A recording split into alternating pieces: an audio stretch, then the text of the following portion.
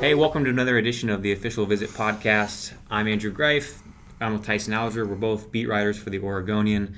We have a player guest this week, and it is your new starting left tackle in the program, Brady Aiello, redshirt freshman from the Bay Area of California. Mm-hmm. Welcome. This is your first podcast. We'll try to be gentle. Yeah, I mean, excited. I'm excited. Did he get your last name right? Because I've heard some absolute butchering. That was nice because normally people just destroy it, and I mean, it's nice when the announcer in the stadium can get it right too. Okay, so for the folks at home, what is the perfect pronunciation of your last name? It's Aiello, and the way I tell people to get it right is that you take the three letters I, L, and O, and you just say them in a row. It says just Aiello, and then people, I mean, it's a game changer when I tell them that. Well, that's why we're doing this podcast, to get the real Let answers. the people know. This is service journalism. Yeah. What's the worst way you've heard it butchered in a stadium? I mean, there's just so many times. I mean, like Ailio. I mean, close to like alien, and like it's not even. It sounds like aioli, which is Yeah, really I'm nice. hey. I love it. I like when people roll the L's and go like IAO. You know. Yeah. Some people think it's Spanish. I mean, the real people know that it's Italian because I have Italian. But. Okay.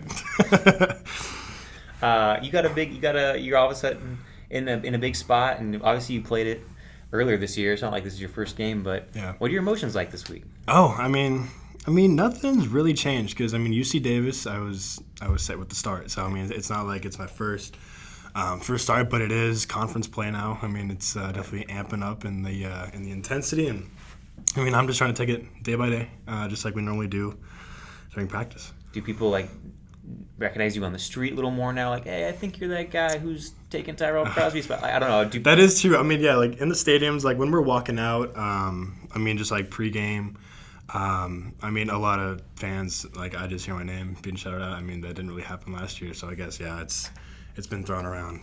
Those are pretty well-to-do fans then, because knowing what an offensive lineman. No offense, but no. It's just like, oh yeah, that's redshirt freshman Brady. Yeah, some true fans right there.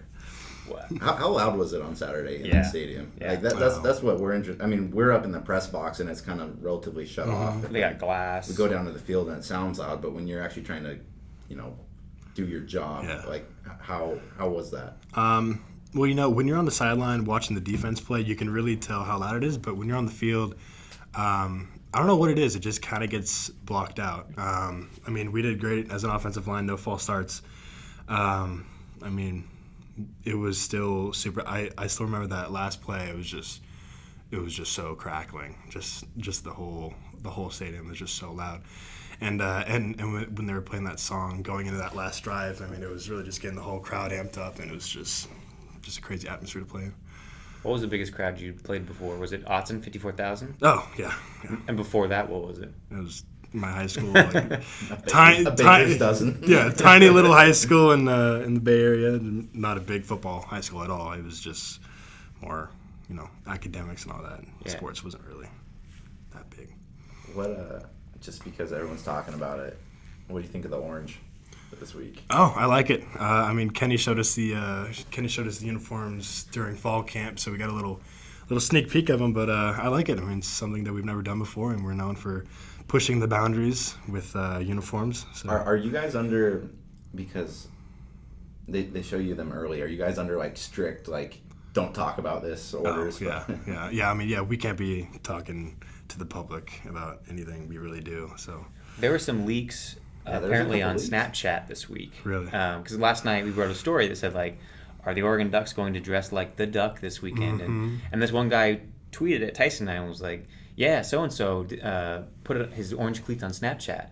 So I'm like, that's got to be forbidden, right? Yeah. I mean, if Kenny found that out, he'd probably be pretty mad. So. Also, on a side note, is it weird that fans follow players on Snapchat? I don't even know how they get Twitter that. and Instagram are pretty public, but yeah, Snapchat's I don't even know how they really get their Snapchat username. I guess if a player is tweeting it out, but I mean, I don't do that personally.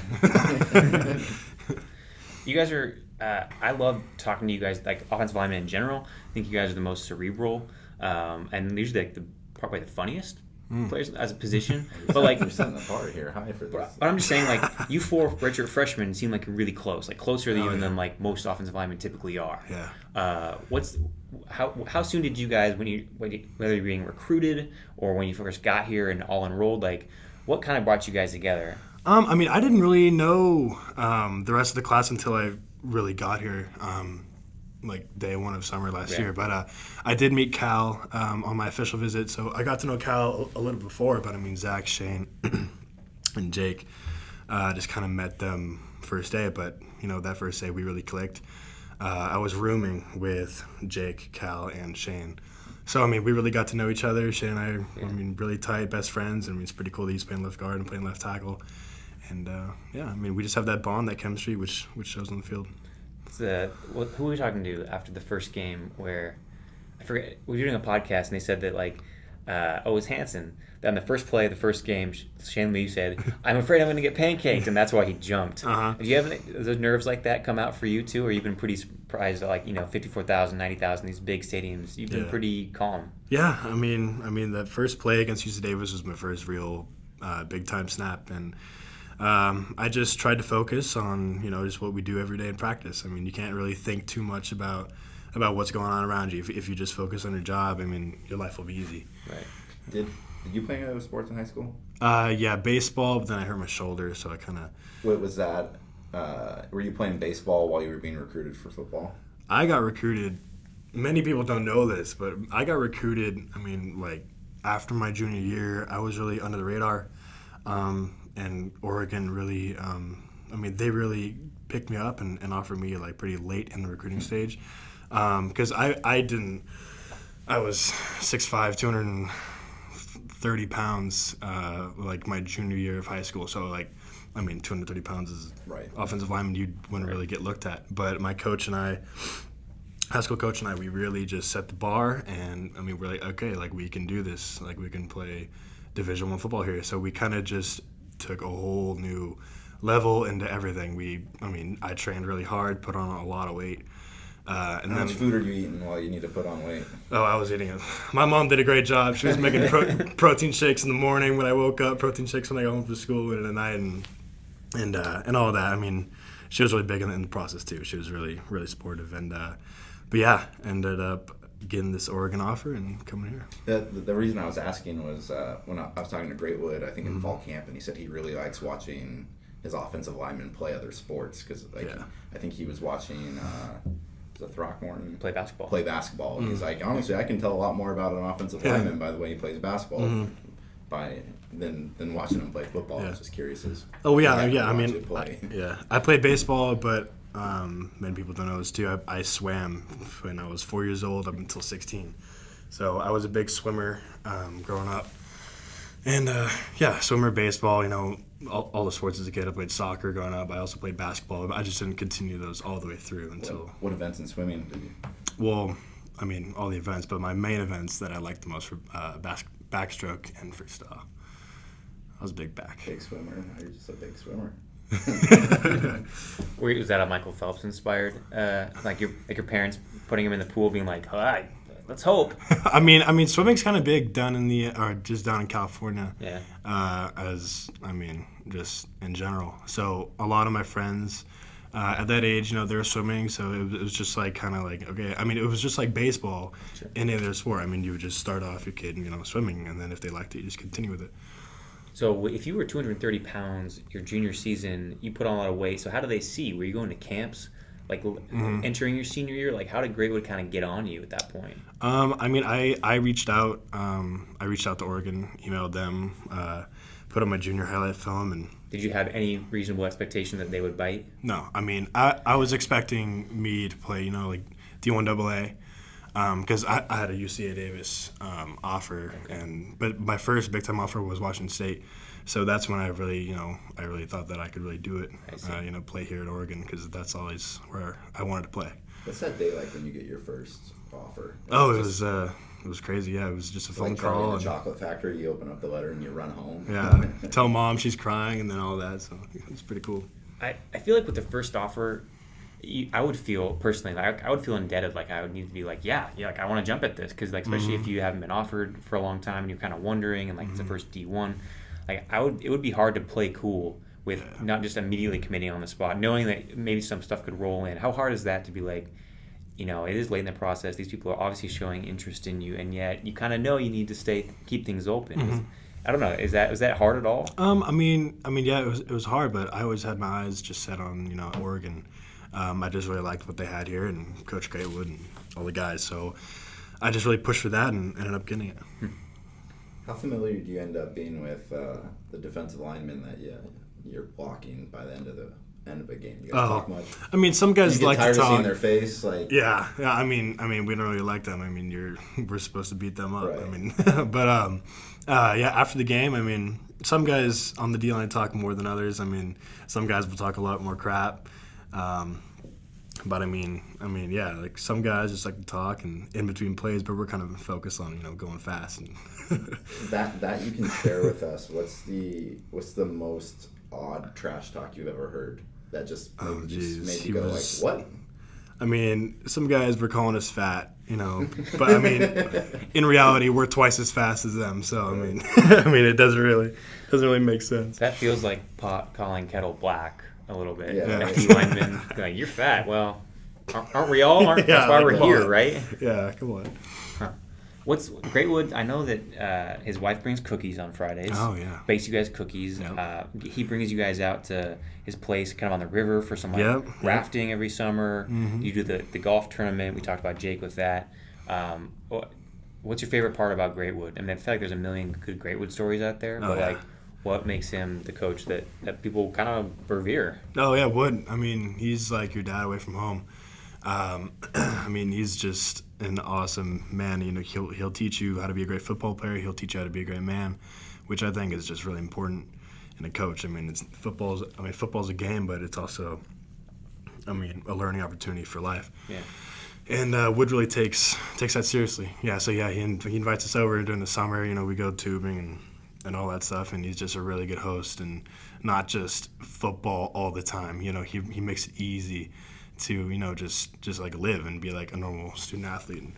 I feel like after every season, someone ends up asking Greatwood, "Are you done? Are you gonna retire?" Like and he's always like, "No, I want to see this class out." Yeah. And it's always the next class he wants to see out. Like, do you guys ever kind of be like, "Hey, Wood, you're getting up there"? Like, you try to test him to be like, "You gonna be leaving us anytime soon?" Or I don't know. We don't want to see him go. That's kind of why we came here. Right. He's just an awesome coach, but no one's really spoken out and be like, "Hey, getting up there, you're getting pretty old." But no. Okay, so again, as much as you can share with us, you don't have to name schools, but what's the most creative recruiting pitch you received during your process? Was there like a kind of a unique approach a school made to you for why you should go there? Well, Oregon was my third offer, so I didn't really have that much. And when they offered, I committed on the spot, and then I stopped talking to every other school. So I see. I didn't really get any weird or not unorthodox recruiting pitches, but Oregon was really cool. They had really cool letters and all that. The coaches would write to you, which I think meant a lot. All that. Is it as much as just stopping talking to the other schools on the spot, or do you kind of break up with them? Like, hey, thanks for the interest, but I'm seeing someone else now. Yeah, it's like a high school girlfriend. Yeah, you just gotta break up, move on. Get leech on the phone, like, hey, Mike. Pretty much. Sorry to break your heart here. Mm-hmm. I had something else, but I forgot. When you just real quick, what do you see from Colorado? Kind of the basic scouting report question. What's up with their defensive line? Because a lot of people say Greatwood said this is a way better team than like this. Usually you'd want to see Colorado on the schedule because you kind of kick them around a little bit. Yeah.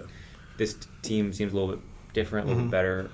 I know you haven't played them before, but what's up with this team? Yeah, I personally haven't seen them, but Wood said, they're all returners. They've all been there for 3-4 years. So seniors and juniors on the line, they've definitely had a lot of experience. They proved themselves against Michigan and in their games earlier this season. But they're really stout guys. They're big, 300-pound DNs, and their nose is pretty big too. So, they're going to be hard to push around, but, we're going to work our double teams and try to get them downfield. Did you travel for the game last year, as a redshirt? No. Okay. No.